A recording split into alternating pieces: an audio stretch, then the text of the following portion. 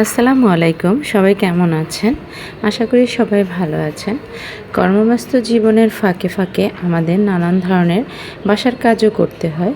তো আজকে হচ্ছে ফ্রাইডে। আমি মনে মনে ভাবলাম যে ফ্রাইডেতে সন্ধ্যায় নাস্তার জন্য কি করা যায়। তো অনেক দিন আগে আমার বাসায় কিছু চালের গুঁড়ো করা ছিল এবং তালও ছিল কিছু। ভাবলাম তাল এবং চালের গুঁড়ো দিয়ে কিছু একটা বানিয়ে ফেলি। তো যাই হোক, আমি কিছু চালের গুঁড়ো নিলাম, পাটালি গুঁড়ো নিলাম ঝোল ঝোল করে। পাটালি গুঁড়োটা যদিও আস্ত ছিল, আমি এটা একটু গরম পানিতে দিয়ে গুলে ঝোল ঝোল করে নিয়েছি। এবং কেন নিয়েছি সেটা আপনাদেরকে আমি বলছি। দেখুন, আমি চালের গুঁড়ির সাথে এখন পাটালি গুঁড়োটা দিলাম। একটু ঝোল করে নেওয়ার কারণ হচ্ছে আমি এতে কোনো এক্সট্রা পানি ইউজ করব না। আমি এই ঝোল ঝোল গুড়টা দিয়েই হচ্ছে খামিটা বানাবো।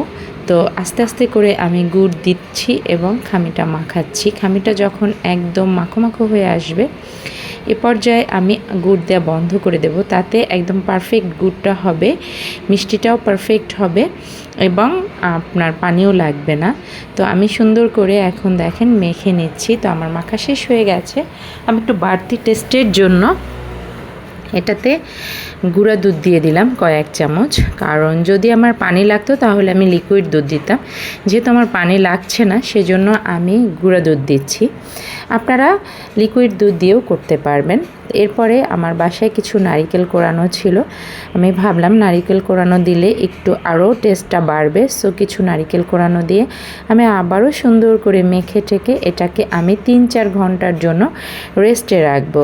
তো আমি এখন খামিটা খুব সুন্দরভাবে মেখে এটাকে রেস্টে দিয়ে দিব। ফ্রিজে আমি রেখে দিব 2-3 ঘন্টা। তো 2-3 ঘন্টা পর আমি বের করে একটা ফ্রাই প্যানে তেল দিচ্ছি। তেল দিয়ে সেখানে আমি পরিমাণ মতো তেল দিয়ে, তেলটা যখন কিনা একদম গরম হয়ে ফুটে আসবে, তখন আমি এর মধ্যে গোল গোল বড়ার মতো করে দিব। এটাকে কেউ হয়তো তালের বড়া বলে, কেউ হচ্ছে তেল পিঠা বলে।